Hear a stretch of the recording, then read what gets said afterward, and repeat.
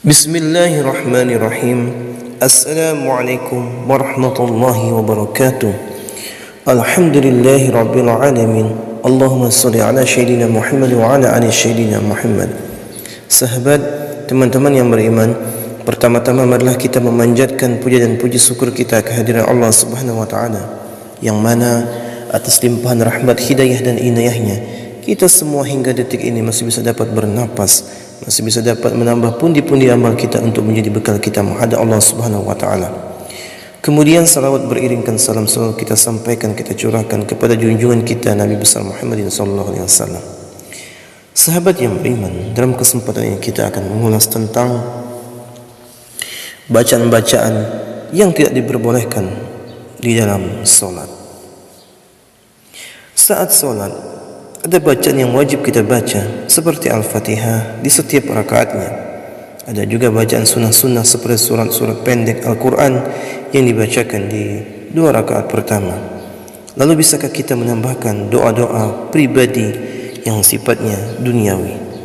Syekh Ali Jum'ah punya jawaban, dikatakannya orang yang solat boleh membaca zikir dan solat selama tidak bertentangan dengan hadis dan Al-Quran. Pendapat ini didasarkan pada argumen Imam Ibn Hajar Al-Asqalani yang berkata, Imam Ibn Hajar dalam Fathul Bari saat menjelaskan sabda Nabi mengenai doa yang dibaca setelah tasyahud, kemudian orang itu dipersilahkan berdoa dengan sesuatu yang mengagumkan dirinya, dan orang itu pun berdoa. Berdoa memohon untuk kebaikan duniawi boleh-boleh saja. Doa-doa yang bersifat duniawi, misalnya dilancarkan rezeki, segera bertemu jodoh, untuk meminta keturunan, itu boleh dilakukan.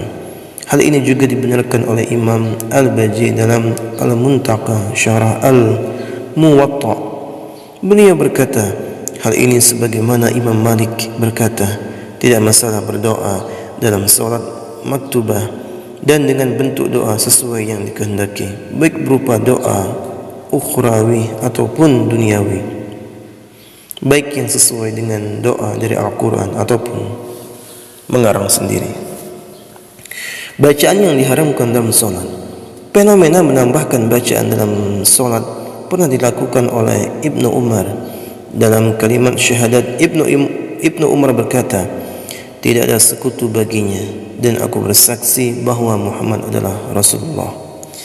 Kita mungkin sudah melakukan solat selama puluhan tahun, tapi ternyata ada fakta penting yang harus kita ketahui mengenai surat-surat yang dibaca setelah Al-Fatihah.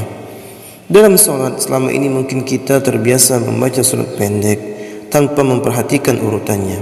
Ternyata hal ini berbeda dengan yang dilakukan oleh Rasulullah SAW. Beliau sangat jarang membaca surat yang pendek, kecuali dalam perjalanan. Saat solat subuh, Rasulullah SAW terbiasa membaca surat Qaf pada rakaat pertama dan surat Ar-Rum pada rakaat kedua. Beliau juga pernah membaca surat At-Takwir dan surat Al-Zalzalah. Nabi Muhammad SAW memilih membaca surat yang tergolong panjang ketika solat.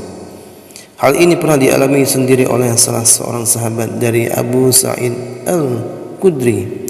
Ia berkata, suatu ketika sholat zuhur ditunaikan, terus seseorang pergi ke perkampungan Baqi dan ia melaksanakan aktivitasnya di sana.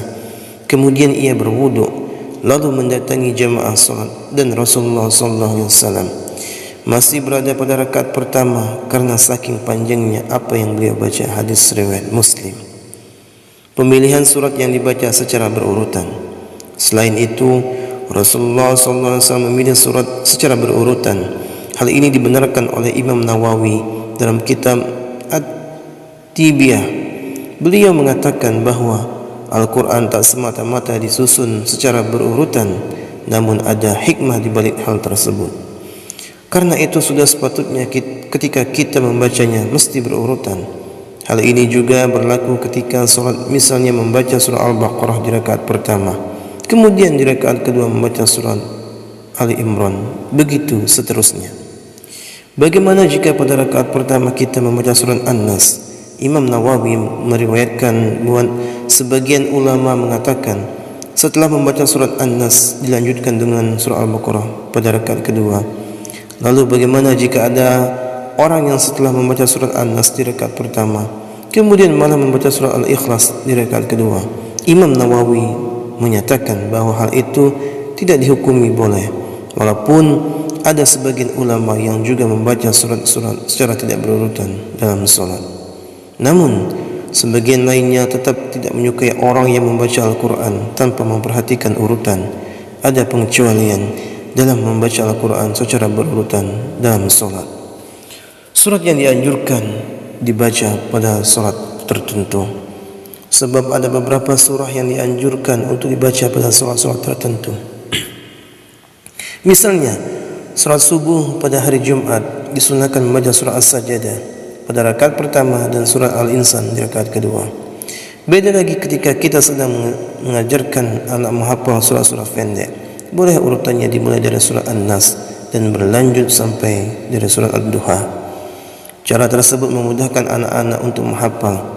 Saat surat Jumat, imam akan membaca surah Al-Fatihah, kemudian dilanjutkan dengan surah-surah pendek yang dipilih. Bagaimana jika surah yang dibaca itu tidak kita hafal? Apa yang harus kita lakukan? Makmum tugasnya adalah mengikuti imam. Saat imam membaca salah satu surah dalam Al-Quran, setelah membaca surah Al-Fatihah, makmum cukup mendengarkan saja. Namun ada pengecualian ketika imam membaca surat At-Tin. Hal ini dijelaskan dalam hadis Rasulullah SAW ketika imam membaca ayat terakhir, bukankah Allah hakim yang seadil-adilnya? Maka makmum menjawab saja, menyaksikan hal itu. Hadis riwayat Abu Daud dan At-Tirmidzi. Dalam surat kita sudah diperintahkan untuk mengikuti cara salat Rasulullah. Kerjakanlah salat sebagaimana kalian melihatku melakukannya. Hadis riwayat Bukhari.